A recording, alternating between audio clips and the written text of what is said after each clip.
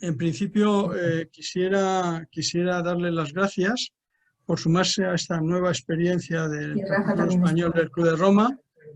El capítulo se vio, como todos No, los él me ciudadanos, decía, se debe haber sorprendidos por la saltado. virulencia de la Sí, pandemia. digo, a ver cómo En el lo mes de ves. febrero habíamos hecho un programa para el año 2020 más ambicioso que el de 2019. En este programa, entre las cosas previstas que teníamos, no estaba el coronavirus, pero de una manera muy ligera, porque pensábamos que no iba a sacudir con tanta fuerza al sur de Europa. Cuando hicimos la última junta directiva, que fue a primeros de febrero, todavía en Italia no se había dejado sentir con toda su crudeza y con todo su dramatismo la pandemia. Tampoco en España, por supuesto. En aquellos primeros días de febrero nosotros hicimos un programa que daba en parte continuidad a los temas que siempre hemos venido tratando y pensábamos que iba a ser un programa más ambicioso porque íbamos a incorporar también a 3 grupos territoriales a lo largo del año. O sea, no solo la oficina de Barcelona iba a multiplicar sus actividades, sino también se creaba el Grupo Balear, que se había creado a finales de enero y que va a iniciar sus actividades el próximo día 4 de junio. Y también vamos a intentar reconfigurar un grupo andaluz y relanzar un grupo valenciano. En principio, esto yo lo iba a contar al final y al final tenía previsto pedirles disculpas por los posibles fallos que vean y porque estamos viviendo un momento de cierta novedad. Yo tuve en mi vida profesional anterior, cuando era casi un jovenzuelo, tuve la suerte de hace 30 años de probar las primeras videoconferencias que se hicieron en algunas universidades españolas con el concurso de Telefónica y una fundación en la cual yo tenía, una fundación de Telefónica en la cual yo tenía el privilegio de trabajar en aquellos momentos. Y vivimos momentos como estos, momentos en los cuales incluso tuvimos circunstancias en que un ministro no tenía voz o que otro ministro nos salía con una especie de cornamenta con lo que eso podía significar de insulto a la autoridad constituida. Este no es el caso, vamos a tener situaciones así, pero esperemos que todo vaya bien. Ya veo que Cristina ya se ha incorporado, lo cual ya es una buena señal. Podremos mantener un diálogo entre Cristina y yo si fuera necesario. Pero yo quisiera primero darle el agradecimiento, como les decía, por su existencia. Y luego aprovechar, mientras se incorporan nuestros ponentes, para manifestar las condolencias del capítulo por todas aquellas personas que han fallecido y especialmente por los familiares y amigos de los miembros del capítulo o de las personas que están cercanas a nosotros. En principio, la primera condolencia me van a permitir que la dedique a Ricardo Díaz Leiner, que como saben falleció a primeros de abril. Ricardo Díaz Leiner creó el capítulo español del Club de Roma en 1976. Él fue el impulsor del capítulo, pero él fue una persona clave en la relación de Aurelio Peccei y Alexander King a partir de ese momento y luego presidió el Club de Roma de 1990 al año 2000 y dio una salida a su presidencia dándole continuidad a través del príncipe Hassan bin Talal, pero sobre todo encaminó el Club de Roma a volver a recuperar un prestigio que en los años 90, con la aparición de nuevos Cinzán y también con un pensamiento en el cual los temas de cambio climático o los temas de gestión de los recursos naturales no era un tema principal. En aquel momento se trataba de conseguir valores para el accionista. Fueron los años donde todavía algunas corrientes de pensamiento pensaban que el Estado y que los bienes públicos no era cuestión de cuidarlos y en esa sensación vivimos. Desgraciadamente, no solo se ha ido Ricardo. Tengo que decir, y lo quiero personalizar, en que hace unos días falleció el padre de Cristina Manzano, que está hoy con nosotros. Ha fallecido también el padre de otra ponente que ustedes conocen, que es Ana Fuentes, o nuestra vicepresidenta María Teresa Mendizábal ha vivido pues, la muerte de un hermano y la muerte de una sobrina. Y hoy mismo un entrañable amigo que se ha incorporado a estas nuevas sesiones, que es José Luis Jaquet, pues me comunicaba que había fallecido su madre, que su padre hasta ha pasado situaciones muy malas y también que que están viviendo pues, momentos de mucha tristeza. A todos ellos, desde el capítulo, les queremos dedicar nuestro cariño y nuestro abrazo, aunque sea de esta manera virtual. Y luego explicarles muy brevemente las líneas que tenemos. Ya se ha incorporado también Rafael Villasan Juan, con lo cual estamos todos y yo me voy a callar enseguida. Nosotros habíamos pensado ponerle un título que es El mundo después del COVID-19. ¿Por qué? Porque creemos que ha sido una sacudida que nos ha venido a demostrar que carecemos, quizá por el deterioro que ha sufrido el multilateralismo, pero también por una cierta dejadez, por una cierta soberbia de creer que todo está controlado. Hemos vivido una crisis de gobernabilidad tremenda. Y a partir de ahí, en estas circunstancias, pensamos que se abren unos nuevos horizontes para el desarrollo humano y también para unas nuevas formas de vivir, para unas nuevas economías, en realidad para reconstruir un nuevo multilateralismo que nos devuelva un cierto control. Por eso nosotros quisiéramos reordenar nuestro programa, como les decía, no va a ser el programa de 1 de febrero, en el cual Cristina, que es miembro de la Junta Directiva, vivió el entusiasmo del presidente de hacer muchas cosas y de abrirnos a muchos ámbitos, pero ahora vamos a tener que quizá volver a retomar un tema de lo que algunos analistas llaman las industrias de la vida. Vamos a tener que preocuparnos de la sanidad, de la educación, de la alimentación, de la vivienda, de la cohesión social, de las desigualdades, a veces de las desigualdades terribles que lo vamos a notar desgraciadamente a medida que avance la pandemia en América Latina y en África.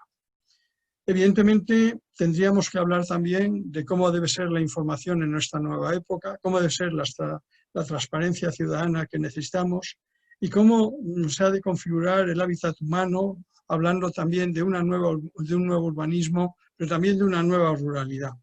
Sin olvidar dos vectores disruptivos clarísimos, que son la digitalización y el cambio climático. Ellos van a seguir estando en nuestros programas. El tema de la digitalización nos va a llevar a repensar el futuro del trabajo, pero también a repensar las nuevas sociedades del conocimiento en las cuales nos vamos a mover, por lo menos los países avanzados. Y ello nos va a llevar también a tener que pensar cuáles van a ser los nuevos valores que debieran conformar este mundo para un mejor desarrollo humano y cómo deberíamos de crear unas nuevas imaginarias colectivas. De alguna manera eso enlazaría con una propuesta del Club de Roma de intentar buscar una nueva ilustración mucho menos individualista, mucho más sinérgica con otras culturas, mucho menos centrada en nuestro ombligo europeísta, para contemplar que el mundo es, como diría Ciro Alegría, ancho y ajeno, sobre todo ajeno. Evidentemente, no podríamos olvidarnos también de que esto nos va a llevar a una discusión sobre las nuevas formas de representación política y sobre todo sobre la gestión del poder. Y yo ya me callo. Con eso lo iremos desgranando poco a poco en ciclos sucesivos, en ciclos que abordará a veces la oficina de Barcelona, a la cual nosotros les vamos a mandar enlaces para que se puedan conectar y que va a empezar el día 4 de junio sus sesiones. El día 4 de junio se va a constituir también el Grupo Balear, y el Grupo Balear, tras unas primeras sesiones muy centradas en qué es el Club de Roma, porque nunca se ha hablado en esos términos en las islas, pues se tendrá que enfrentar a temas como son, dentro de ese pensar globalmente y actuar localmente, cuáles deben de ser las líneas maestras de un nuevo turismo sostenible. ¿Dónde está la sostenibilidad? Estará en el medio ambiente, pero estará sobre todo en intentar encontrar unas maneras de vivir mucho más acordes con la preservación de la naturaleza, pero también con la preservación del desarrollo personal y colectivo. Nada más, muchas gracias. Discúlpenos estos pequeños comienzos. No es malo que comencemos así. Esto sería malo que nos pasara dentro de 3 meses, pero que nos pasen estas primeras sesiones, a algunos nos permite todavía disculparnos y decir, bueno, pues son gajes del oficio. Si no hubiéramos empezado así, pues seguramente no podríamos cerrar un año, que no vamos a hacer las cerca de 90 actividades que hicimos el año pasado, pero que sí espero que hagamos una cifra cercana a esos 90. Muchísimas gracias especialmente a los ponentes, porque ellos se han venido no a contar todo lo que saben de este tema, sino a mantener una conversación con Cristina, y yo confío en que ellos le hagan pasajero estos 45 o 50 minutos que yo les dejo. Discúlpenme que me haya alargado y discúlpenme que estos comienzos, y sobre todo pedirle un pequeño aplauso virtual para Óscar, que ha sufrido en 5 minutos lo que no había sufrido en este mes y medio de pruebas. Pero nada más, como ves, Óscar, esto ya funciona. Muchas gracias.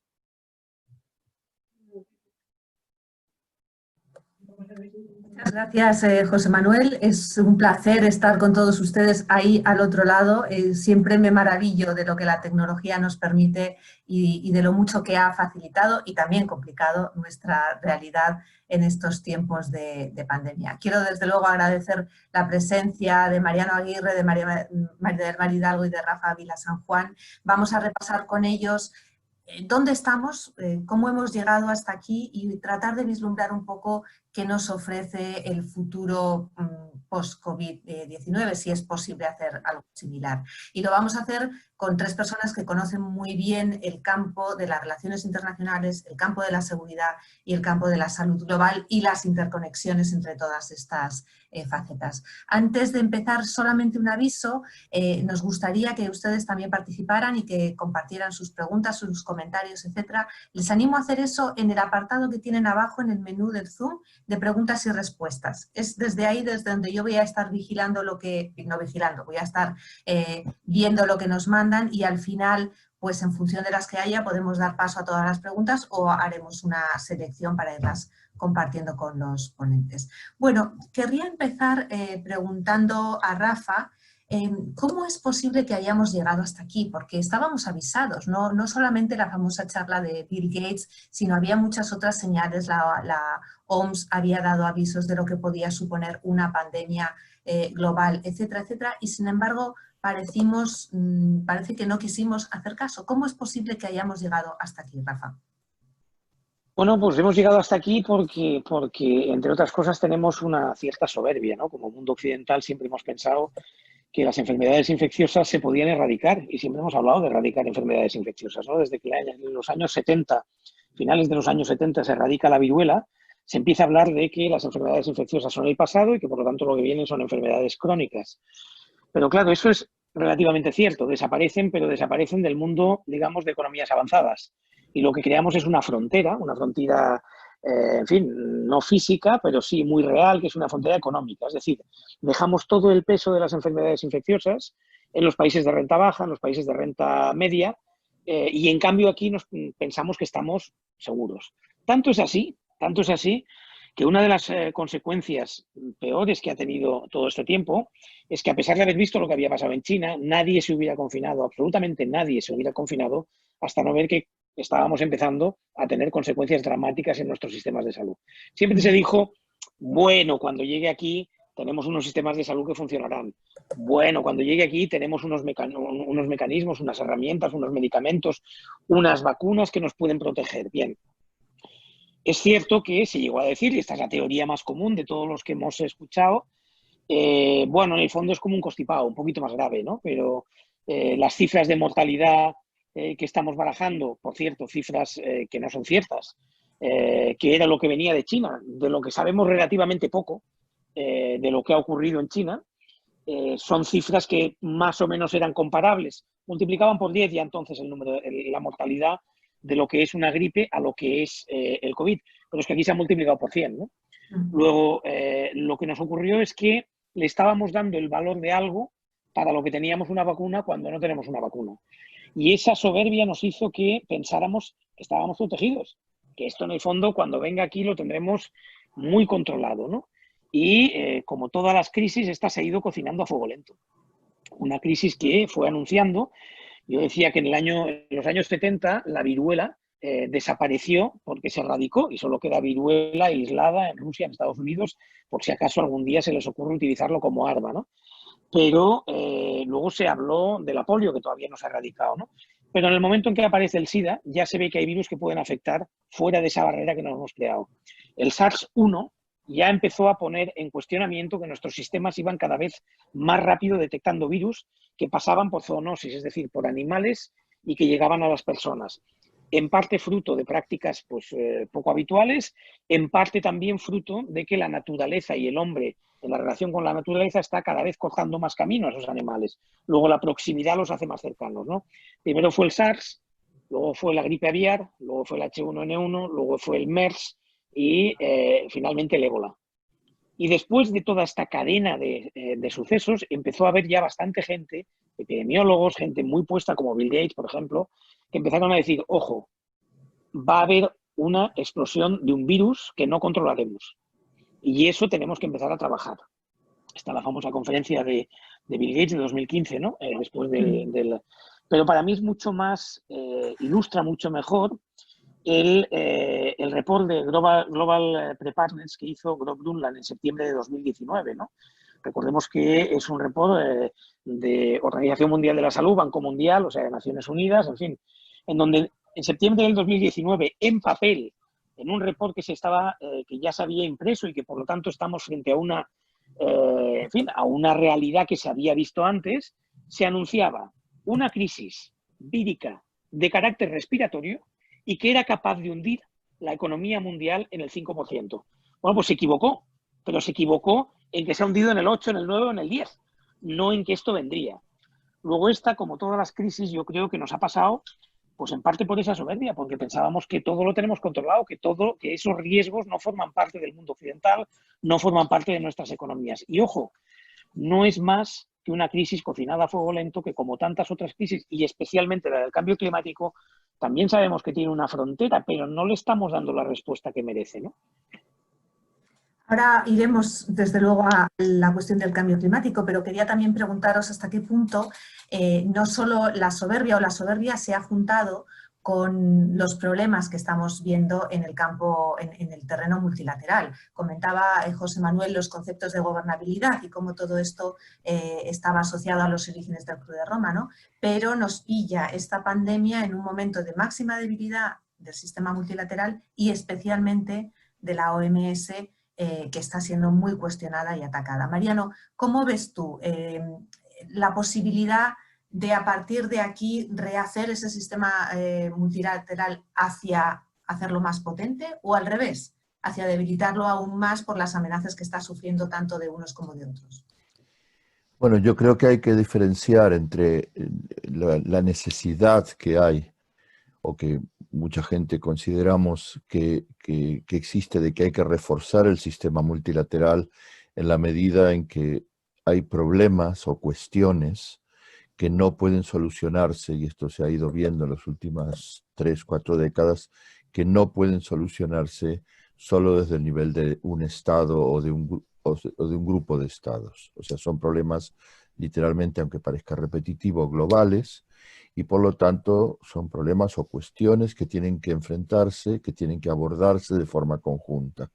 Esto de tanto repetirse parece simplemente ya como una obviedad, y sin embargo, desde cuestiones como el comercio mundial hasta las migraciones, como mencionaba antes Rafa Vila San Juan, el tema medioambiental y las pandemias no pueden solucionarse, no pueden ni siquiera gestionarse desde un solo Estado. Sin embargo, la situación en la que estamos es paradójicamente opuesta. Quiero decir, el sistema multilateral lleva muchos años de sufrir ataques muy fuertes, por un lado, digamos, indirectos, en la medida en que a partir prácticamente del final de la Guerra Fría en adelante ha habido un regreso muy fuerte, luego de un primer momento que se creyó que iríamos a un fortalecimiento del multilateralismo, a lo que hemos ido es a un fortalecimiento más del Estado-Nación, a ideas más de que cada país tiene que sobrevivir precisamente en este mundo global, una especie de ley de la jungla, tanto en temas de comercio, de economía, e incluso en temas de conflictos. Y de ahí hemos llegado a tener un sistema multilateral considerablemente débil, en el cual especialmente no es solo Estados Unidos, pero el papel que está teniendo Estados Unidos en el debilitamiento del multilateralismo es muy fuerte, pero va acompañado también de otros países, incluso dentro de la misma Unión Europea, países que reniegan de estar, empezando por el Reino Unido, y otros, o países en lo que llamamos el sur global o la zona sur del planeta, como es el caso, por ejemplo, del gobierno de Bolsonaro.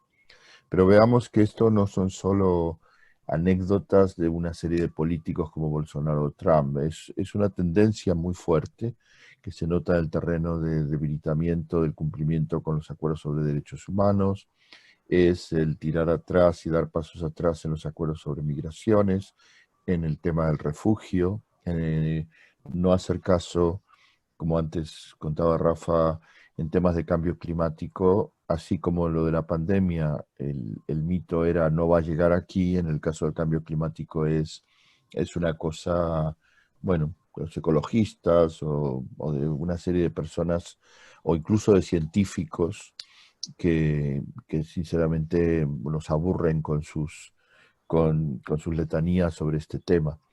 Es una combinación de un regreso fuerte a la idea de que cada país tiene que sobrevivir porque cada ciudadano y cada sociedad tiene que sobrevivir sin cooperar. Esto es una ideología muy profunda que viene desde lo económico, entra en lo cultural, entra en lo político y afecta al conjunto del sistema multilateral. Mar, y en ese contexto, precisamente, hacia dónde puede ir el concepto de seguridad global? Porque la seguridad que hemos tratado hasta hace una década, un par de décadas, se centraba mucho en el poder duro, ¿no? Y en el armamento y en lo militar, etcétera, etcétera. Pero hemos visto claramente, y lo vemos cada vez más, que la seguridad afecta desde la economía, ahora la salud tremendamente, y que su impacto y su concepto va mucho más allá de ese poder duro.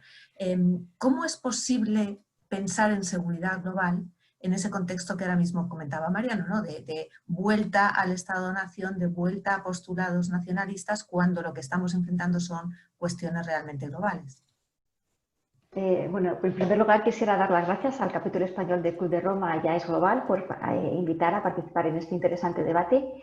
Y efectivamente estos problemas, tanto pandemias, cambio climático, solo se pueden abordar también desde una perspectiva de seguridad, ¿no? Entendiendo la seguridad como aquel clima necesario para una persona, para una empresa, en el que pueda desarrollar sus actividades sin sufrir amenazas tanto físicas como psíquicas como materiales, ¿no? Y efectivamente hemos cambiado a un mundo, hemos pasado de una guerra fría, hemos pasado por un mundo que parecía que iba a ser unipolar, con una potencia dominante con Estados Unidos, y ahora resulta que nos encontramos con un mundo muchísimo más inseguro, donde las amenazas son más impredecibles, más difusas y sobre todo más indiscriminadas, porque es que ya no afectan a una determinada población, a un determinado conflicto, sino que nos pueden afectar a todo el mundo, ¿no?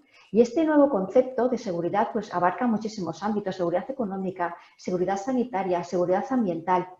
Y es verdad que ahora, pues, cuando se habla de estos temas, la gente todavía le cuesta observar estos temas desde el punto de vista de la seguridad, ¿no? Porque la gente cuando, en temas de seguridad y defensa, siempre percibe amenazas, un país que me amenaza, ¿no? Y eso lo vemos con los estudios sociológicos. Y sin embargo ahora hay muchísimos factores que causan disrupción y tienen el poder de provocar el colapso de las sociedades económico y social, y por lo tanto son unas amenazas del máximo nivel y por lo tanto son cuestiones de seguridad. Y realmente el cambio climático nosotros hace muchísimos años que lo llevamos observando también como una amenaza a la seguridad, porque desde luego cuestiona la sostenibilidad de las poblaciones, puede atacar, puede afectar, mejor que atacar nuestras infraestructuras críticas, puede llevar a situaciones de inseguridad alimentaria, y lo hemos visto con las primaveras árabes y al final el conflicto de Siria. Es decir, todos estos factores suponen nuevas amenazas que son más indiscriminadas y más difusas, y por lo tanto también es verdad que todos los sistemas internacionales que se habían desarrollado durante el siglo XX y principios del siglo XXI puede que ahora necesiten desde luego un replanteamiento, han cambiado las potencias hegemónicas, entonces estamos en un mundo más complejo en el que han cambiado muchísimas cosas, en el que también tenemos otros espacios, aparte del físico tenemos el ciberespacio, tenemos el espacio exterior, es decir, las amenazas pues son muchísimo más difusas, más indiscriminadas, más difíciles de hacer comprender a la gente, pero desde luego cuando ya veíamos que el tema de las pandemias es que lo decían que podía venir, o sea, lo decían. Cuando pasó el SARS, decían que esta vez hemos tenido suerte, porque es verdad que tal cual vino, se fue, pero esta vez hemos tenido suerte, pero la próxima no tendremos tanta suerte. Y en todas las estrategias de seguridad de Estados Unidos, de Reino Unido, incluso la española, las pandemias, en este caso que estamos tratando en esta sesión, están consideradas como una amenaza a la seguridad por el poder disruptivo que lamentablemente hemos visto en estos días. Desde luego, cuestiones de seguridad 100%. Es cierto que está en las estrategias, en prácticamente todas las estrategias de seguridad modernas aparece y sin embargo también es cierto que pocas medidas se habían tomado para ir adelante. Quiero hacer una parada en la cuestión puramente sanitaria y preguntarle a Rafa cómo estamos con las vacunas. Porque parece que se ha abierto otra guerra ahí, ¿no? Primero por llegar a ella.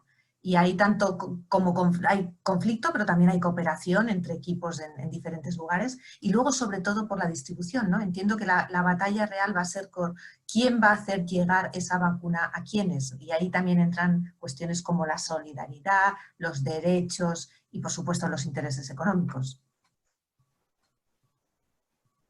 ¿Estás todavía con mute? Digo que este es un mundo, perdonadme todos, es un mundo apasionante y espero no enrollarme mucho porque es donde más metido estoy en estos momentos, en saber cómo vamos a sacar la vacuna y cómo va a salir adelante, ¿no? Pero como estamos en una audiencia conocedora de las relaciones internacionales con el Club de Roma y es global, pues yo creo que puedo permitirme algunas pues provocaciones en el sentido de decir quien tenga la vacuna tiene más poder mañana que el que tenga la bomba nuclear. Y eso va a ser así. Luego estamos en el medio de una confrontación real a nivel global, con líneas de acción completamente diferentes entre diferentes actores. Lo que ocurre es, en la opinión pública, si en estos momentos preguntas cuándo estará la vacuna, la gente te va a decir las próximas Navidades, en invierno del año que viene. Y eso es absolutamente falso.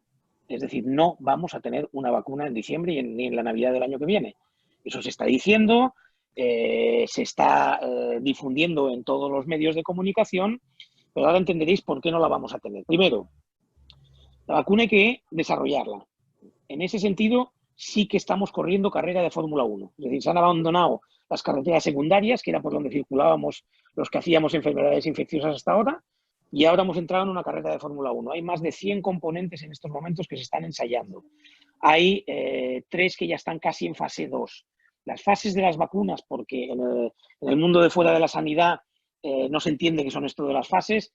Fase 1 es seguridad, fase 2 es eficacia, fase 3 es eficacia repartida a nivel universal, es decir, la escalabilidad de esa posible vacuna, ¿no?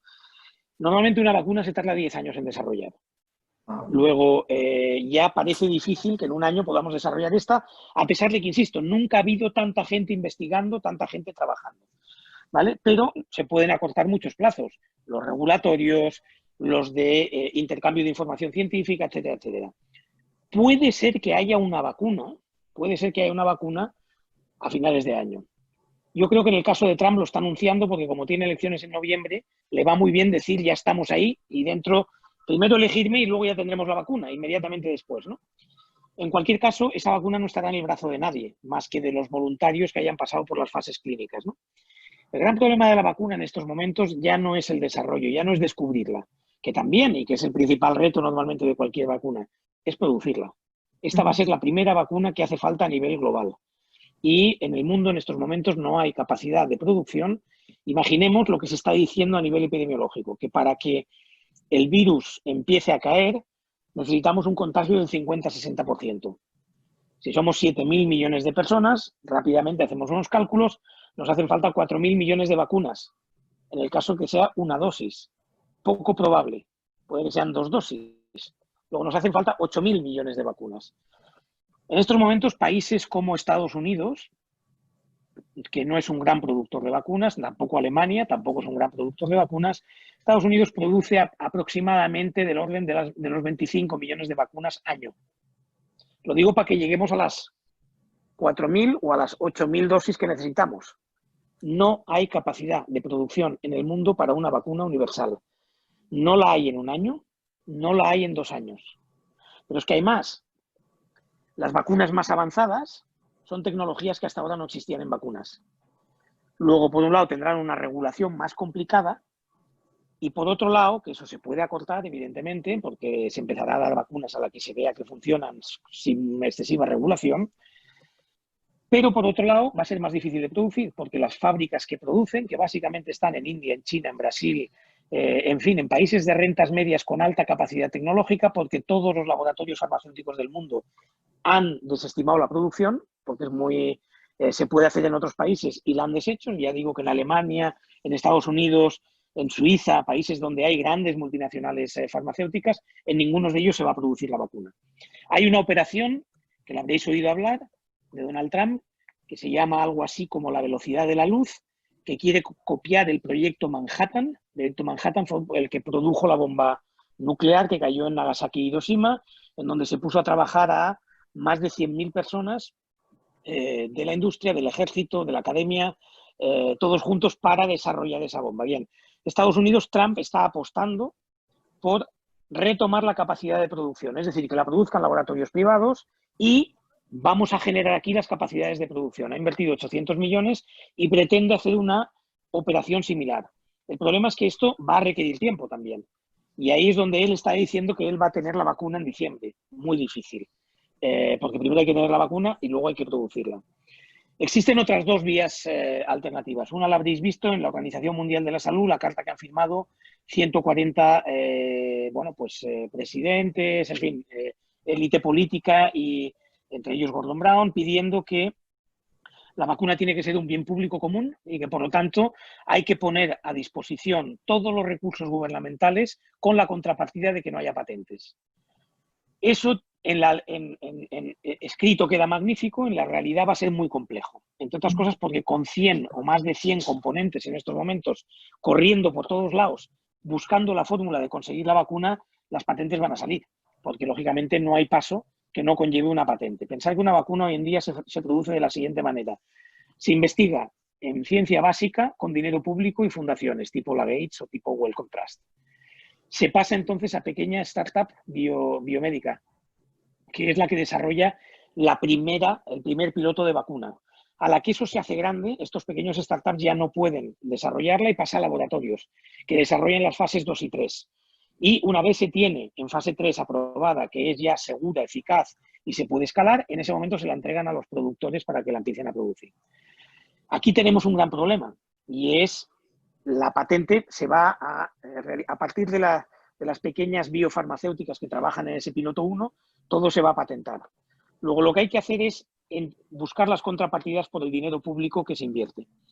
En medio está la fórmula europea, que es la que está apostando Ursula von Leyen, es la que hubo una cumbre, parece que fue el 4 de mayo, y hay otra el 28 de mayo, es decir, esta semana, y el 4 de junio, probablemente en Londres, se anunciará que se va a crear un mecanismo internacional para garantizar la producción. Hasta ahora se ha garantizado el desarrollo y se ha garantizado también dinero para que los países más pobres la tengan.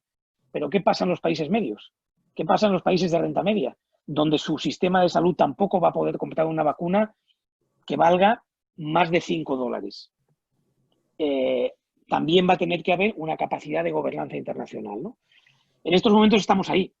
Estamos trabajando para ver cómo se puede agilizar la producción y al mismo tiempo pensando en que de los 100 y pico componentes que hay ahora mismo en la vacuna, no va a salir una vacuna, sino que van a salir varias. No va a salir dentro de un año, sino que van a ir saliendo escalonadamente. No van a tener todas la misma eficacia ni todas la misma seguridad. Y, por otra parte, se va a priorizar la distribución primero a colectivos de riesgo. El primero, personal sanitario. El segundo, personas de riesgo. Ahora, para eso hace falta una gobernanza mundial que lo decida. Porque si no, será el que más dinero tenga, la obtendrá primero. Como ha ocurrido con las mascarillas y con los ventiladores, ¿no? Sí, precisamente. Bueno, efectivamente el tema de las vacunas da para una sesión en sí misma. Es fascinante todo lo que has contado y todas las implicaciones que tiene desde el origen hasta el final. Pero sí, precisamente una de las cosas que ha puesto la pandemia encima de la mesa es esa batalla geopolítica, ¿no? Y esa dependencia de determinados suministros que hasta ahora no se consideraban estratégicos ni tan esenciales y que ahora se ha puesto claramente así. Y quería preguntarle a Mariano por dos cosas. Primero, retomo la última frase de Rafa, ¿no? Otra vez, la necesidad de esa gobernanza global. ¿Qué futuro creéis que puede tener una Organización Mundial de la Salud si realmente Estados Unidos cumple su amenaza de no solo dejar de financiarla temporalmente, sino permanentemente? Y después, ¿cómo estamos viendo, cómo está afectando la pandemia al juego geopolítico? Llevamos años hablando de ese giro hacia Asia, y China aquí desde luego tiene un papel fundamental como origen de la pandemia, pero también como suministrador de material, pero también como generador de esas patentes y de esa investigación. Se lo pregunto ahora a Mariano, pero por favor intervenid los que queráis para tratar de hacer esa panorámica, ¿no?, del escenario geopolítico. Sí, gracias, Cristina. Primera cuestión, brevemente a lo que comentas sobre si Estados Unidos realmente termina saliendo de la OMS, que todavía es un tema que no va a ser tan rápido ni tan automático, en la medida que ha sido un anuncio del presidente que sin embargo tiene que pasar por el Congreso. O sea, hay una serie de pasos, no es tan sencillo, pero imaginando que como ha ocurrido con el Acuerdo de París, donde igual, o lo que ha pasado con el acuerdo nuclear sobre Irán, donde Estados Unidos, en voz del presidente, anuncia que sale y luego hay un proceso de salida. Imaginando que este proceso de salida se consume y que Estados Unidos termine saliendo, pues básicamente es una cuestión de que lo tendrá que asumir el resto del sistema internacional. Es costoso, es difícil, será especialmente para los europeos, canadienses, Australia, Nueva Zelanda, o sea, lo que es ese mundo del norte, aunque sea parte del esté situado en el sur, tendrá que asumirlo, los emergentes y incluso algunos países del sur que puedan hacerlo. No hay ninguna otra solución, porque digamos, el sueño de Trump respecto de la OMS o respecto de otras instituciones multilaterales internacionales que desaparezcan o que se disuelvan, todas tienen problemas, pero el mundo sería mucho peor sin ellas. O sea, que es necesario asumirla. Respecto del juego geopolítico, yo creo que, digamos, la pandemia le ha dado la combinación, vamos a decir, de la pandemia con Trump, le ha dado una gran oportunidad a China. Quiero decir, China tiene todavía muchas, vamos a ponerlo así, respecto mismo de los Estados Unidos, aunque los Estados Unidos se encuentra en una muy larga, compleja y difícil fase de declive de lo que ha sido su poder global en décadas atrás, China sigue estando en muchos aspectos retrasada frente a Estados Unidos. Está a su vez ganando mucho poder, pero la pandemia le ha permitido, digamos, poder, por un lado aparece evidentemente como que nace desde China, y sin embargo al mismo tiempo le permite jugar ese papel que veremos, como ha explicado Rafa antes, si puede o no producir la vacuna antes que los Estados Unidos o incluso países europeos, pero puede de alguna manera, incluso como lo está haciendo, mostrarse como un país incluso hasta solidario en el sentido de dar ayuda sanitaria a otros países. Ahora, el juego geopolítico sí está planteado. O sea, son dos grandes fuerzas, son dos grandes poderes que a su vez, digamos, tienen que jugar con otros, los emergentes, como Turquía, por ejemplo, como Indonesia, Brasil, aunque está en un momento de decadencia, en un momento muy, muy malo, y al mismo tiempo, por supuesto, la Unión Europea. O sea, es un mundo, digamos, de muchos poderes, de diversos poderes, no equilibrados como estaban equilibrados durante la Guerra Fría, y que al mismo tiempo causan una gran, digamos, incertidumbre.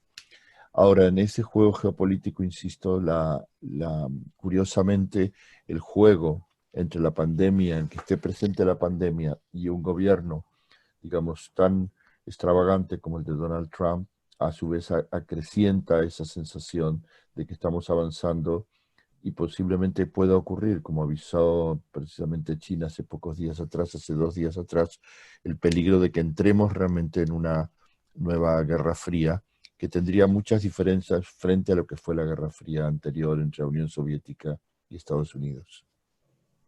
Siempre hacemos esa referencia a las guerras frías, ¿verdad? Tratando de evocar acontecimientos pasados que nos ayuden a entender el presente.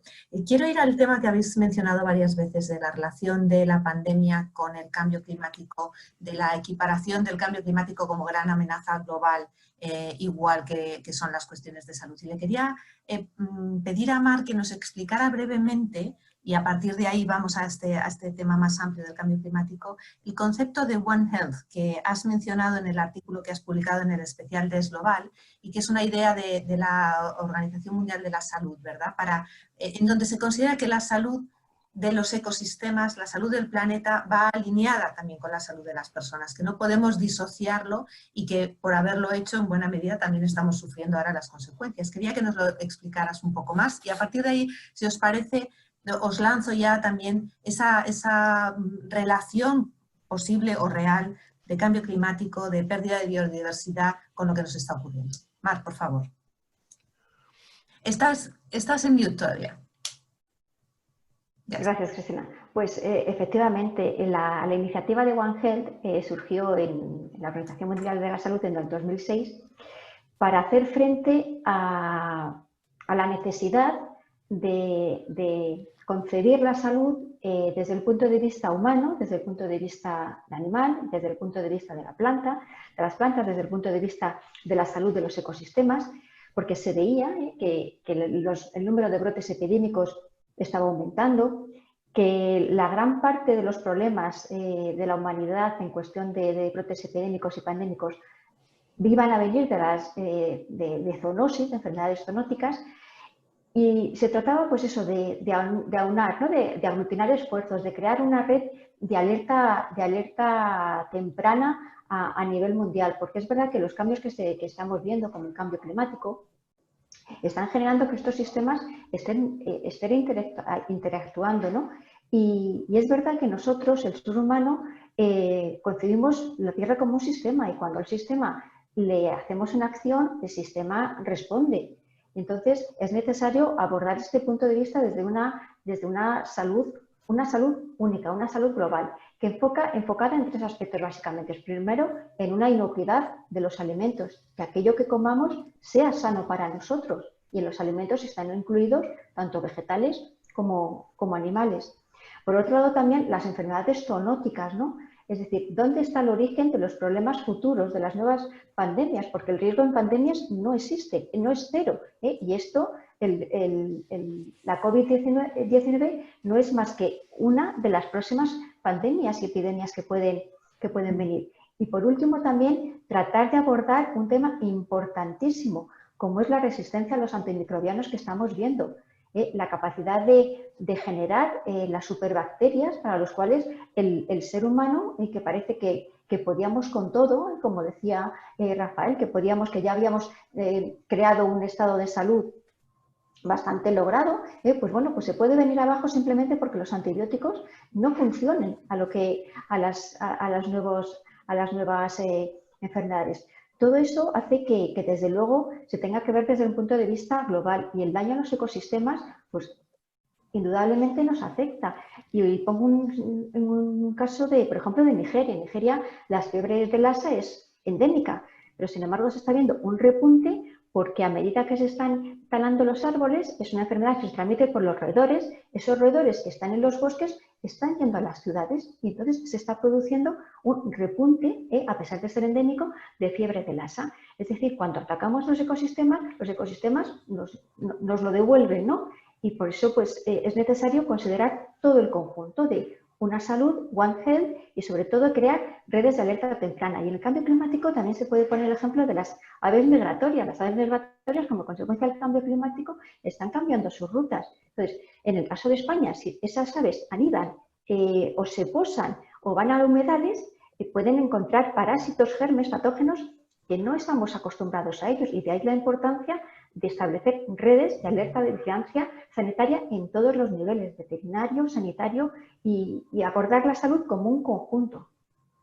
Si me permites, Cristina, me gustaría continuar, ¿no? con este discurso porque estoy completamente de acuerdo y además incorporar, bueno, pues esa idea que ya teníamos, pero que ahora se va a hacer mucho más presente, y espero que ese sea el gran cambio de conducta social que tengamos, ¿no? No existe posibilidad de que las personas vivamos con seguridad en salud si no cuidamos la salud del planeta.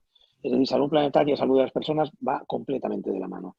Va de la mano en estas migraciones de aves que decías, va de la mano en todos los deshielos, va de la mano en fin, en la capa de ozono, pero también va de la mano en que la mayoría de muertes que se producen en mi ciudad, en la mía, en Barcelona, es decir, no en una ciudad de un país, digamos, de renta baja, se producen como consecuencia de factores medioambientales, es decir, los cánceres, los enormes episodios de salud mental, enfermedades respiratorias, cardiovasculares, la mayoría se están produciendo como consecuencia de contaminación, de polución, en fin, de fenómenos que en la relación hombre-planeta estamos realizando una serie de desequilibrios. Y eso es así.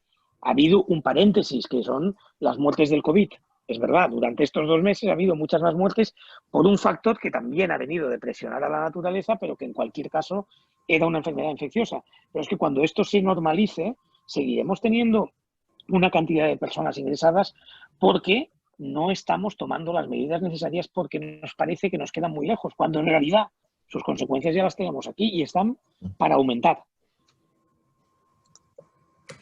Mariano, aprovecho para seguir con el tema y es toda la cuestión que se ha puesto encima de la mesa sobre cómo el Pacto Verde, por ejemplo, en Europa, el New Green Deal en Estados Unidos puede ser la solución no solo a gestionar la salud, sino también a gestionar la tremenda crisis económica que se nos viene encima, ¿no? No quiero que entremos mucho en temas económicos porque, como ha mencionado antes José Manuel, vamos a dedicar una sesión entera solo a la cuestión económica, pero ¿crees que tenemos opciones de salir de esta con esfuerzo de las políticas que defienden la sostenibilidad, que defienden una transformación de nuestro sistema productivo, o ahora mismo estamos en una batalla perdida? Vamos a ver brevemente, porque es una pregunta muy, muy buena y muy amplia. Yo pienso, en primer lugar, si tomamos como punto de partida en tu pregunta, si vamos a ver un cambio, vamos a decir, en los sistemas productivos a partir de la crisis, a partir de la pandemia, inicialmente yo creo que no. Porque creo que si bien hay muchos, digamos, científicos, políticos, ciudadanos en general, sectores que consideran que hay que aprovechar esta crisis precisamente por lo que está mostrando y lo que estamos discutiendo aquí en temas de enfermedades, en temas de medio ambiente, en temas de seguridad, de que es un momento de replantearlo. Al mismo tiempo, el problema es que si voy exactamente a lo que tú preguntas, ¿va a haber un cambio o se perfila que podría haber un cambio en los sistemas productivos y en la relación entre sistemas productivos, tanto industriales como agrícolas, en relación al medio ambiente? Pienso que va a ser difícil. Va a ser difícil porque precisamente lo estamos viendo ya en estos días, en España y en otros países. Los sectores, digamos, industriales, los sectores vamos a hablar de grandes poderes económicos, no en la sombra, sino simplemente los poderes económicos de todas las sociedades nacionales o transnacionales, no están dando signos de ningún tipo de que vaya a haber cambios. Es más, nos vamos a encontrar con que, en primer lugar, esta crisis va a costar muy cara y va a haber que pagarla, y la vamos a pagar, me temo, los ciudadanos en general a través de aumentos de los impuestos. No hay un debate, aunque alguna gente lo ha planteado, no hay un debate sobre qué tipo de tributación tendría que haber para que determinados sectores quizás pagaran más, en este caso por la crisis, o hubiera, por ejemplo, mayor control, no digo necesariamente en España, aunque también es problemático, la evasión fiscal. Quiero decir, las ideas están sobre la mesa en países como Estados Unidos o en la Unión Europea, lo del Pacto Verde al que tú te refieres. Sin embargo, creo, desafortunadamente, que va a haber mucha resistencia para ponerlo, para dar pasos hacia ese Pacto Verde. Aún así, quiero, antes de terminar, señalar un punto, muy importante, creo, en conexión con algo que decía al principio María del Mar, implícita o explícitamente. Creo que el Pacto Verde lo tenemos que mirar de la manera en que se desarrolla en cada país, o por ejemplo, en el marco de la Unión Europea. Tiene que ser precisamente un pacto entre todos los sectores sociales, quiero decir, no puede ser un pacto para solo de los ecologistas, no puede ser un pacto solamente de los movimientos sociales. Tienen que estar incluidos en este pacto, tiene que ser un diálogo con el sector empresarial, tiene que ser un diálogo con el sector de la seguridad, un diálogo con las Fuerzas Armadas, tiene que ser un diálogo con todas las instituciones, porque si no se va a quedar simplemente que es algo así como una muy buena idea de Greta y sus amigos. Y esto va mucho más allá, es mucho más serio y necesita ser incorporado, pero para ello tiene que ser trabajado, dialogado. Es un proceso de diálogo y negociación con todos los sectores de la sociedad. Muchas gracias. Voy a un pequeño aviso. Vamos a prorrogar unos minutos la sesión. Estaba previsto que termináramos a las 7:30, pero ya que hemos empezado un poco tarde por estos problemas técnicos, si les parece a todos vamos a prorrogar un poco la sesión también, porque queremos atender a las preguntas que nos han ido llegando. Yo voy a lanzar una última pregunta a los tres ponentes, una cosa muy de titular periodístico, y luego voy a ir planteándoles algunas de las preguntas que nos han llegado. Me van a disculpar que no las lea todas, voy a hacer una especie de síntesis entre las que tocan temas similares para poder más o menos cubrirlas todas. La cuestión telegráfica que quería que contarais es ¿qué lecciones hemos aprendido de esta crisis? ¿Con qué lección os quedáis cada uno de vosotros que pensáis que se va a poner en práctica? O sea, que realmente, ya sean las sociedades, los gobiernos, el sistema multilateral, me da igual cuál sea vuestra respuesta, o incluso como individuos, ¿cuál es la lección con la que os quedáis para abordar el futuro que nos espera? Mar, si te parece, empezamos por ti. Vale, pues escuetamente yo creo que sí que se pueden sacar unas cuantas lecciones aprendidas. En primer lugar es que la sociedad ya, dijéramos que ya se ha vacunado de algo impredecible, algo difuso y que realmente le ha afectado a su vida. O sea, le ha afectado a su vida en toda su dimensión, en sus costumbres, en su trabajo. O sea, ya de eso ya estamos, dijéramos, vacunados, ¿no? Luego hay otros, promovidos de la respuesta, también hemos podido sacar unas lecciones, ¿no? Quizás la importancia del control social, ¿no? De utilizar la tecnología, de estas tecnologías que han utilizado en Taiwán, en Corea del Sur. Bueno, pues a lo mejor este control social a través de los teléfonos móviles y demás, bueno, pues a lo mejor han venido también para quedarse. Otra lección también es la necesidad de la flexibilidad. O sea, en el mundo ahora no hay cosas estancas, no hay nada rígido, sino que tenemos que ser sociedades flexibles para continuamente redimensionar la estructura de la amenaza. Y va desde una prevención hasta, es decir, porque la prevención siempre va a ser más barato que la acción.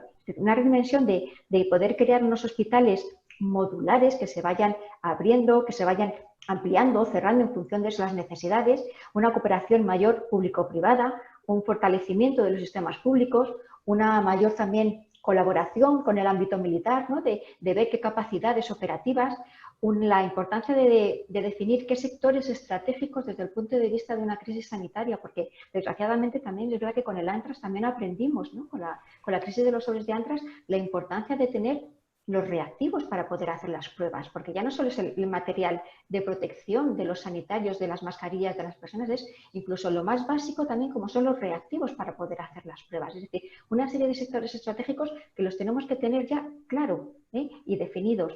Y desde el punto de vista de que puede ser una amenaza global, pero que la respuesta es local, como en grandes amenazas globales, ¿no? Piensa en global, actúa en local. Y luego la última también, la ventaja de poder incluir el teletrabajo, algo que nos costaba en las sociedades, en las empresas, pues bueno, yo creo que poco a poco también se va a ir implantando. Y luego también la capacidad que ofrece la producción aditiva, es decir, la impresión 3D, en este campo de la flexibilidad, ¿no? De poder hacer aquello, fabricar aquello que lo necesite en función del momento, ¿no? Yo creo que son las primeras lecciones que podemos ir aprendiendo y sobre todo principal de ellas, que la prevención, además de disminuir el riesgo, siempre es más barata que la acción.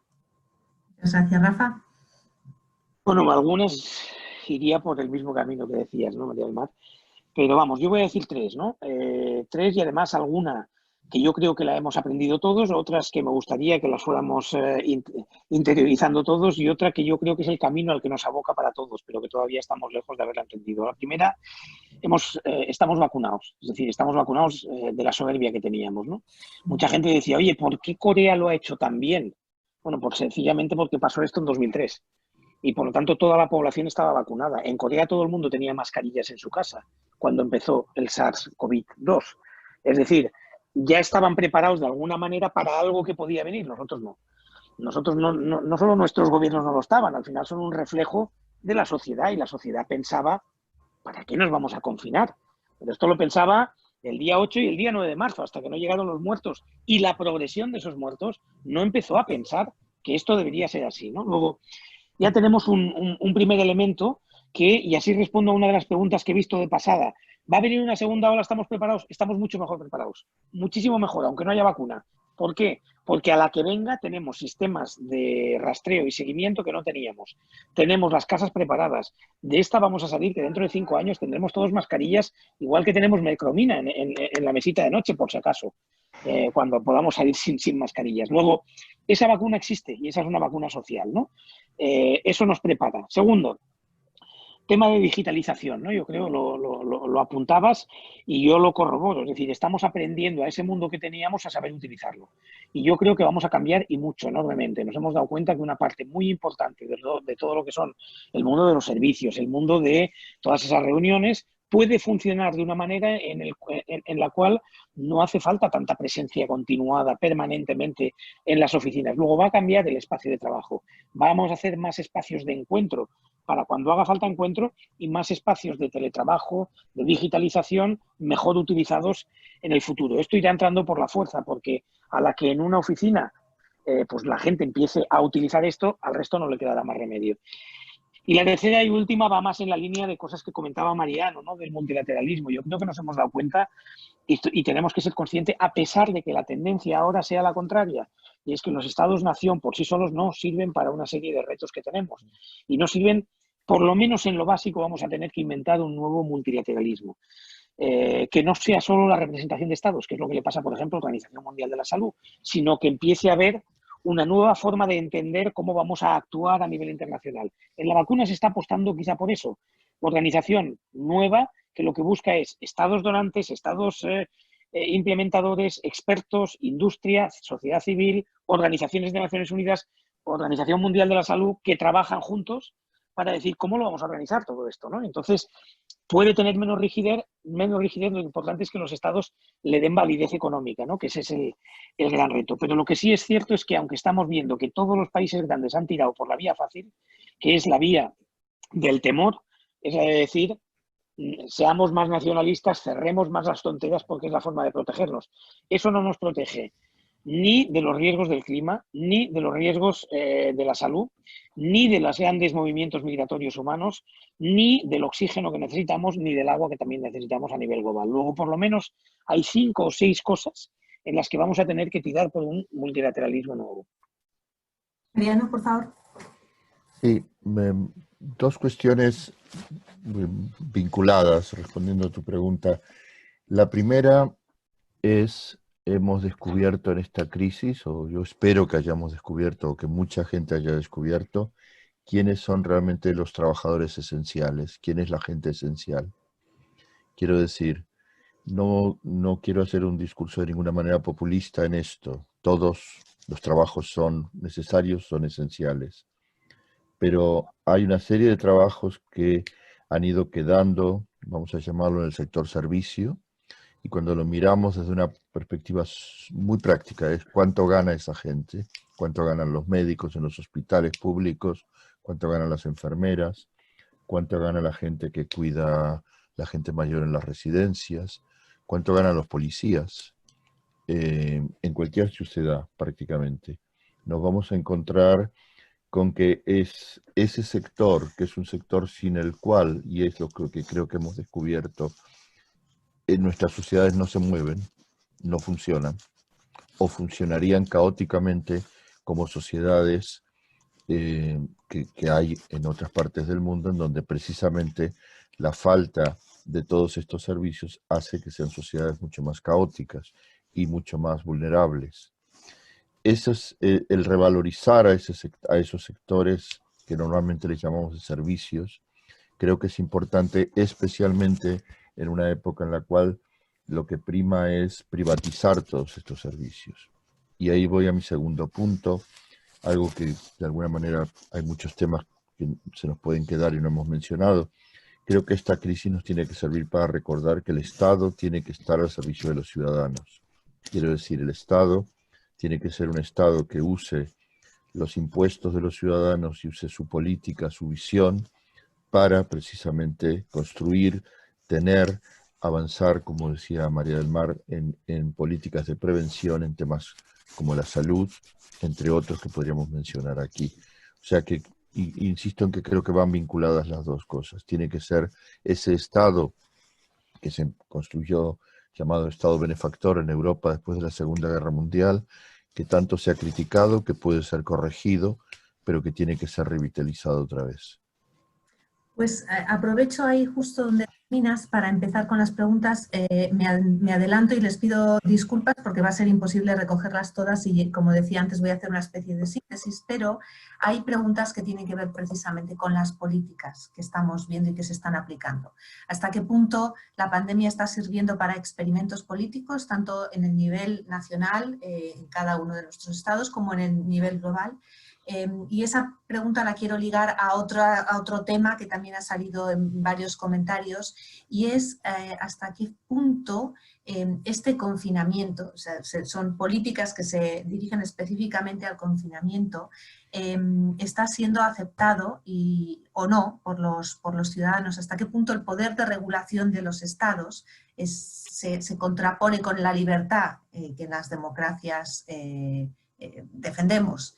Y bueno, esa es una línea de preguntas. Voy a lanzaros varias para que lo mismo vayáis respondiendo y podamos tocar muchos de los temas. Otra también tenía que ver con algo que habéis mencionado ahora mismo, y es el papel de la economía, de los cuidados, el darle valor a toda esa serie de personas que han hecho posible, que han batallado en primera línea hasta ahora, y muy especialmente las mujeres, porque muchas de esas actividades hay un buen número de mujeres, ¿no? Hay una pregunta específica que dice que si esa responsabilidad debería incorporarse en la cultura de la paz, pero yo os pediría que lo ampliarais, ¿no?, al papel de las mujeres en la lucha contra la pandemia. Y hay otro tercer rango de preguntas, y ahora os doy la palabra antes de ir a otra ronda, que tiene que ver con si realmente tenemos que descartar todas las teorías de la conspiración que están saliendo también, hasta qué punto, por ejemplo, en el campo de las vacunas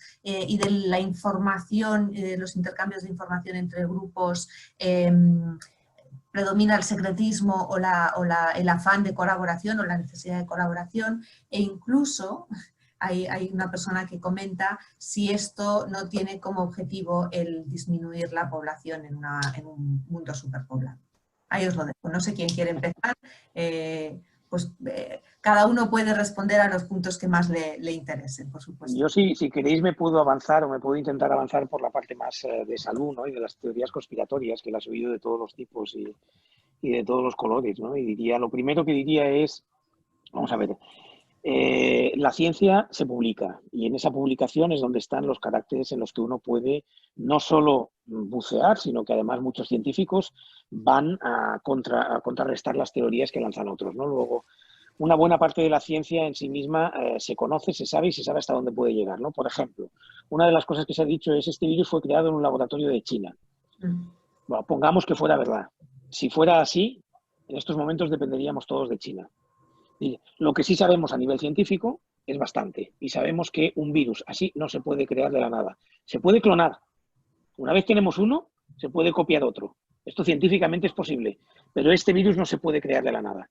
Pero es más, si se hubiera creado de la nada, los chinos tendrían la vacuna, porque han sido ellos quienes han generado el virus, luego tienen el sistema genético por el cual va dentro del virus, pero es que estarían amenazando a todo el mundo con este virus. Lo irían lanzando cada vez que que quieren utilizarlo, ¿no? Luego, olvidémonos de esas teorías conspirativas que en el fondo solo sirven para poner o para desviar la atención de lo que hay que hacer. Esquilmar a la población mundial. A ver, en estos momentos llevamos aproximadamente 300.000 muertos. 300.000 muertos son muchísimos, muchísimos. Cada año mueren menores de 5 años por enfermedades perfectamente curables respiratorias en África, 500.000. Es decir, más del o casi el doble de los que mueren de COVID en el mundo. Luego, las teorías de esquilmar a la población todavía están muy lejos. Pensemos que estamos en 7.000 millones de personas, que África va a triplicar su población de aquí al 2050, que va a pasar a tener 3.000 y pico millones, y que, por lo tanto, en estas cifras es imposible pensar que esto sea una teoría para esquilmar a la población. Yo lo que diría es que es verdad que la ciencia no comparte todo, no lo comparte hasta que es capaz de llegar a una patente. Es decir, si en estos momentos alguien fuera capaz de crear una vacuna, segurísimo que publicaría los resultados hasta el momento de conseguir ese poder que le da el poder comercializarla y sacar dinero. Pero en cambio sí que se comparte mucho. Pensemos que no hay ni uno solo de los 100 componentes que se están investigando ahora mismo que sean propiedad de una sola industria, de una sola farmacéutica. En ellas están academias, están universidades, están biotecnológicas, están empresas y laboratorios, están fundaciones internacionales. Luego, en estos momentos, nunca se había compartido tanto y tan rápido. Pensad que incluso hay un punto en el que en la ciencia decimos hay que ir con cuidado, porque para que se publique algo científico tiene que haber sido revisado por pares, como sabéis. Bueno, ahora se están publicando cosas que todavía no están en preprint, que no se están revisando por pares. Luego ahí puede haber información que no tenga una metodología científica. Y ahí tenemos que ser muy cautos. Hasta que se revise científicamente, bueno, son informaciones que hay, pero no podemos decir que sean científicas. Luego yo lo que invito a la gente es a que ante las teorías conspirativas busquen más lo que realmente es ciencia, que además hay 1000 updates que se están haciendo desde la OMS, el CDC, nosotros mismos en IS Global, los que estamos haciendo pues updates prácticamente casi cada 2 días de qué es lo nuevo en el ámbito de la ciencia, que es mucho. Perdonad, voy a hacer una cuña publicitaria. Hoy justo hemos publicado en IS Global, hoy es el Día de África, y hemos publicado un artículo sobre algo que acabas de mencionar y es el impacto de la contaminación atmosférica en la salud en África, en la salud y en el número de víctimas, y precisamente hacía referencia a ese punto, ¿no? Y si me dejáis otro apunte, o una corrección más bien sobre la pregunta que hacían de las mujeres o el tema de las mujeres, había una pregunta específica también sobre los liderazgos femeninos, porque estamos viendo que muchos de los países más exitosos en haber previsto y combatido los inicios de la pandemia están liderados por mujeres. Solo quería añadir eso. No sé quién quiere ir a continuación. Yo muero por contestar lo de las mujeres, ¿no? Pero sí. Vamos, a mí yo escogería a Jacinda Ardern o a Angela Merkel, pero me pillan lejos las dos como dirigentes, ¿no? Claro. Y por lo tanto estoy convencido de que algo hay ahí. Ojo, también hay algunas mujeres que van por su cuenta y hacen su batalla personal, ¿no? Pero es verdad que estamos en un mundo en donde liderazgos fuertes masculinos están llevándonos mal. Mar, te paso la palabra ahora. A ver, pues con el tema de las vacunas, efectivamente no vamos a creer que la vacuna va a ser una causa solidaria, ¿no? Porque se está viendo una lucha en ese terreno también entre China y Estados Unidos, ¿no? Porque sobre todo con el tema de la vacuna hay una cuestión importante, que es la cuestión de prestigio. Por eso China está tan empeñada en conseguir, en ser la primera en tener la vacuna para decirle al mundo: yo ya soy una potencia tecnológica, ¿no? Es una cuestión también de prestigio, de una batalla entre las dos potencias que se está librando. Y a su vez, Estados Unidos está atacando a China diciendo que está cogiendo información a través de ciberataques de los laboratorios de Estados Unidos. Con lo cual, en el terreno de la vacuna también se refleja esta tensión que hay entre Estados Unidos y China. Con respecto al confinamiento y a la actuación de los políticos, pues hay que decir que ningún país estaba preparado para ello, excepto los que, como ya se ha comentado con el SARS, sí que tuvieron algo parecido, pero el resto de los países no. Entonces, en cada país tiene que haber un análisis de riesgo que tenga en cuenta también su idiosincrasia, sus actividades culturales, su su fortalecimiento de los sistemas de salud pública, su situación económica, su nivel tecnológico. Es decir, que ningún país realmente estaba preparado para ello y nos ha puesto a prueba nuestra madurez como sociedades democráticas, ¿no? Porque también dices, bueno, para gestionar una crisis de este tipo, ¿cómo se gestiona mejor? ¿Con un sistema totalitario o con sociedades democráticas? Bueno, pues no es que estén haciendo experimentos, es que cada país tiene su idiosincrasia y es una amenaza que es global. Lo único que tenemos en común es un virus. Y cada país, en función de su, importante también de su carácter cultural, de su nivel tecnológico, pues lo ha abordado de una manera o de otra. ¿Que esté liderado por mujeres o que no esté liderado por mujeres? Pues puede ser casualidad o no puede ser casualidad, pero también es verdad que el aspecto cultural de las sociedades, porque por ejemplo Suecia no ha aplicado en ningún momento el confinamiento, ha hecho advertencias y sin embargo aquí en España pues nos han confinado, pero también es verdad que tenemos que abordarlo aunque en un principio nos haya molestado mucho estar confinados en casa porque realmente es que nos han vacunado frente a una amenaza grave. Es decir, es que ya dábamos por hecho muchas cosas en esta vida. Dábamos por hecho tener unos Sanfermines, la Semana Santa de Sevilla, tomarnos una caña en un bar, en una terraza. Dábamos por hecho muchísimas cosas y que de la noche a la mañana nos las han quitado y no las podemos hacer y hemos estado encerrados en casa.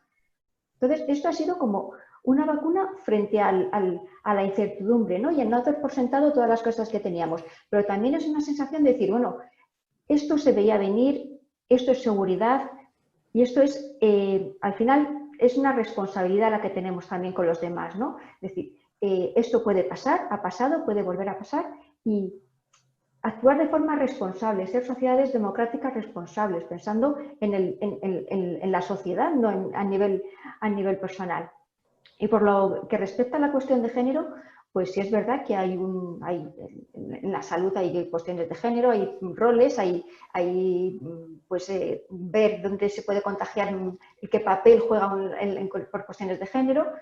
Pero yo, por ejemplo, en caso concreto de que, como he dicho antes, de que esté gobernado por una mujer o por un hombre, yo ahí siempre tengo mis dudas, ¿no? Porque al final lo que prima es el sentido común, la idiosincrasia del país y la situación económica que tenga el país. Muchas gracias, Mariano. Sí, me gustaría incidir sobre la pregunta que hubo sobre control social, experimentos políticos, democracia. Primera cuestión, yo creo que con o sin la pandemia,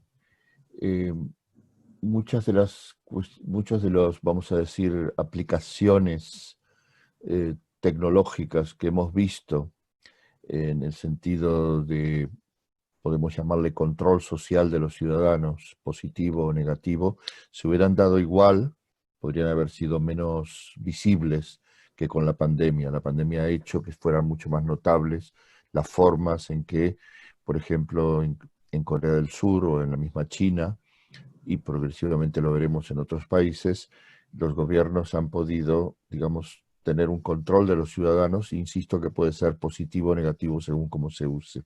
Y por supuesto es un control que hoy sirve para la pandemia, mañana puede servir para otras cosas. Con esto voy a mi segundo punto. Yo creo que el tema del control social y de la tecnología depende del marco democrático y del nivel de debate democrático, instituciones, cultura, como decía antes María del Mar. Es decir, depende del básicamente de la base y del marco democrático que tenga cada Estado. O sea, el debate político, por ejemplo, en el país que yo vivo, en Noruega, ha habido mucho debate político, bastante, en el Parlamento ante las medidas que tomó el gobierno de la primera ministra en los primeros días cuando decidió cerrar el país, cerrar aeropuertos, un distanciamiento y unos encierros muchísimo más flexibles que, por ejemplo, los que ha habido en España. Pero el debate, como debate político, ha sido un debate mucho más, y lo digo con mucha pena, mucho más elevado de lo que es el debate político que hemos visto en España. En el sentido de que en España ha sido claramente un debate político de aprovechemos la pandemia para derribar al gobierno. Y vamos en eso. Por ejemplo, ha sido muy interesante ver lo que ha pasado en Portugal, donde en Portugal también la oposición ha dicho este no es un momento para grandes peleas políticas, tenemos que mantener una especie de acuerdo democrático sobre lo que es la sanidad y lo que es enfrentar la pandemia. O sea, son diferentes formas de enfrentarlo que muestran también, digamos, no solo el marco democrático, que creo que en España es un marco democrático impecable en ese punto, sino también vamos a decir, la talla política de unos y de otros. Muchísimas gracias. Os voy a lanzar una última ronda de preguntas. Ya nos estamos pasando muchísimo del tiempo, pero para que no queden sin contestar, van a quedar muchos temas sin tocar, pero habrá más sesiones. Y tiene que ver más con los aspectos productivos y económicos, tanto desde el punto de vista de la conversión necesaria para poder tener un sistema más sostenible y cómo eso se traduce y se aplica también a la situación actual, como desde el punto de vista energético. Hay una persona que pregunta si no deberíamos estar pensando más en la energía nuclear que se está avanzando, y lo mismo, cómo puede estar relacionado con la lucha contra la pandemia y con la coordinación global. Y por último, hasta qué punto, dado que vamos a tener que convivir con el virus, como contabas antes, Rafa, esto no va para que no tenemos la solución inmediata, hasta qué punto también nos vamos a ver obligados a replantear nuestro sistema, no ya productivo esencial, sino la economía diaria, ¿no? Y lo estamos viendo ahora todos los días en la reforma de las terrazas, para empezar, algo tan aparentemente tan banal como eso. Quiero lo mismo, pediros de una manera muy rápida un breve análisis sobre los condicionantes económicos, para luego ya dar paso a la siguiente sesión que tendremos. Mar, empezamos por ti esta vez, ¿te parece? Pues es verdad que esta pandemia nos debe hacer reflexionar sobre el modelo económico que hemos llevado en la actualidad, ¿no? Que nos ha traído, dijéramos, hasta aquí. Quizás es la hora de apostar por un modelo económico más sostenible, porque vamos a alcanzar los 9.000 millones de personas en el planeta, porque necesitamos incrementar la demanda de agua, la demanda de alimentos, la demanda de energía. Tenemos que llegar a un equilibrio para satisfacer todas esas necesidades. Y por lo tanto, quizás ahora es un momento de replantearse y decir, bueno, pues realmente tenemos que buscar un modelo de producción más sostenible, más acorde con el respeto del planeta, más descarbonizado.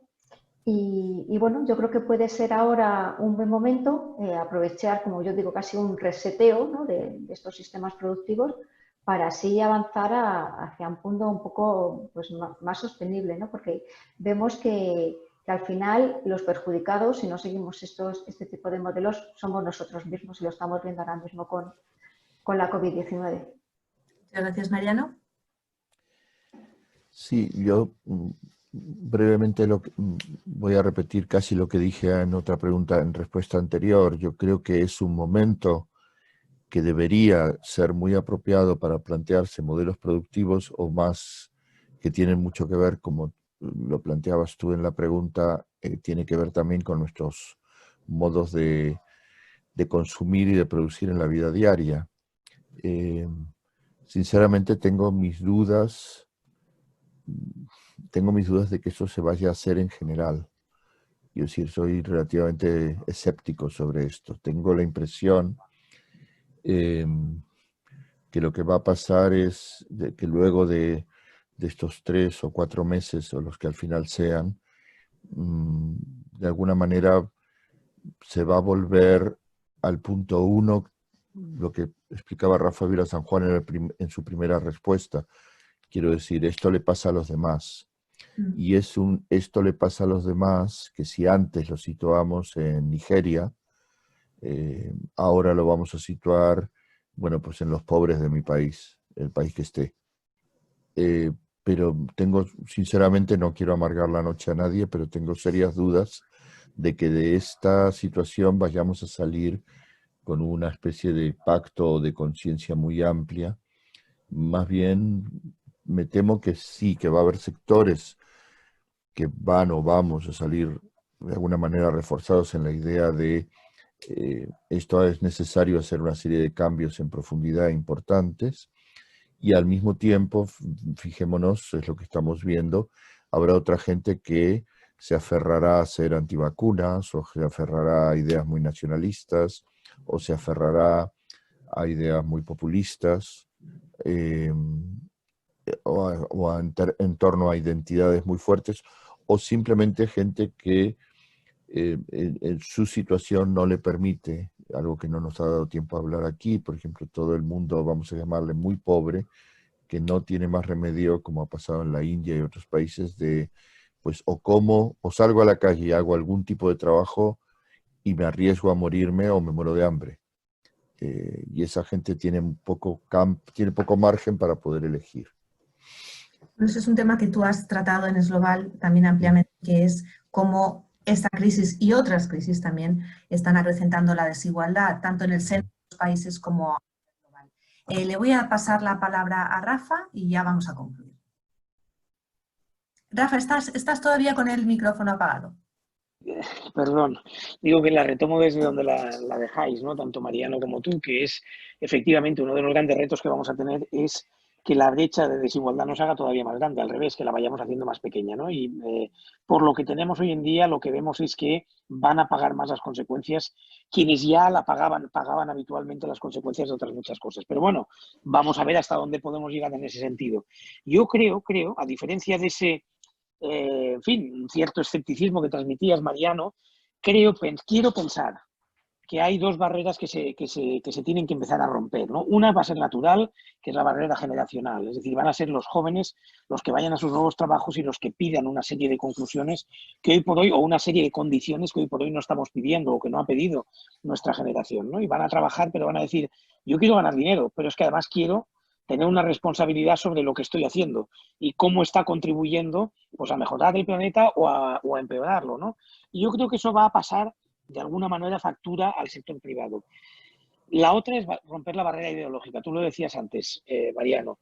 No puede ser que el Green Deal sea un concepto de la izquierda. Es un concepto universal. No puede apoderarse la izquierda de unos valores que tienen que ser conjuntos, compartidos. Tenemos que crear valor económico alrededor del Green Deal. Tenemos que también hacer ver que el liberalismo significa Green Deal y que existen una serie de ventajas. Porque si se quedan valores de la izquierda, lo que es seguro es que no avanzaremos. Por lo tanto, nos queda muchísimo en apropiación y de romper esa barrera ideológica. Y para acabar, un punto para que no se vea todo negro. Yo he dicho, no tendremos la vacuna en nuestros brazos en la próxima Navidad o el próximo invierno. Pero yo no le daría la importancia absoluta a la vacuna. Puede haber tratamientos. Lo que hemos hecho del confinamiento es para evitar que haya una saturación que impida evitar muertes prematuras o evitar muertes que podríamos evitar. Los tratamientos será bastante más fácil de encontrar. Podemos empezar a tener tratamientos en otoño, tratamientos más o menos efectivos, que digan, bueno, todos aquellos que desarrollan una parte severa de la enfermedad, podemos curar a la mitad. Podemos evitar que estén tantos días en la UCI, podemos evitar que se mueran tantos. Todo eso va a ser fundamental para convivir en un tiempo en el que todavía no tendremos vacunas y que, por lo tanto, en fin, generaremos de alguna manera confinamientos diferentes, formas de vivir que también nos permitirán recuperar un cierto sentido. Espero que no para volver a hacer exactamente igual, sino para aprender las lecciones que tenemos que aprender, pero al mismo tiempo poder dar un abrazo, comer con 5 amigos y salir a trabajar y poder relacionarse. Muchísimas gracias por aportar ese granito de optimismo o por lo menos de luz al final del túnel. Antes de cerrar, quiero agradecer a todos los que han asistido, han participado, nos han mandado comentarios, preguntas, etcétera, nos están felicitando por la sesión. Muchísimas gracias a todos, muchísimas gracias a los tres por estar ahí y le voy a dar la palabra a José Manuel para que ya sí haga el cierre. Gracias. Bien, muchísimas gracias, Cristina, muchísimas gracias, Mar, Mariano, Rafael. Realmente hemos recibido montones de felicitaciones. Se han olvidado de nuestros malos comienzos, de esos 5 minutos de agobio que pasó Óscar, y les emplazamos a tener más sesiones de estas. O sea, para mí ha cumplido las expectativas de un panel Club de Roma, que ha sido multidisciplinar, porque habéis hablado de muchos temas que nos dan para muchos ciclos y para muchas reflexiones. Y también que hemos tratado de trascender la cercanía para ver qué está pasando a lo largo del planeta.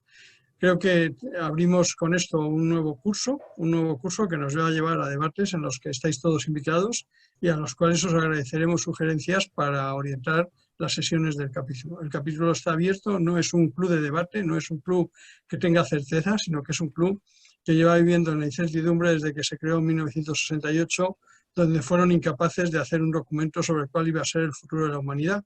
Y por eso desde entonces el club no hace informes del club, sino que recibe informes al club. para así no tener la responsabilidad de intentar decir qué es lo que se va a hacer. Conviene que sigamos dialogando para aprender entre todos qué tenemos que hacer. Muchísimas gracias a todos y hasta la próxima. Muchas gracias.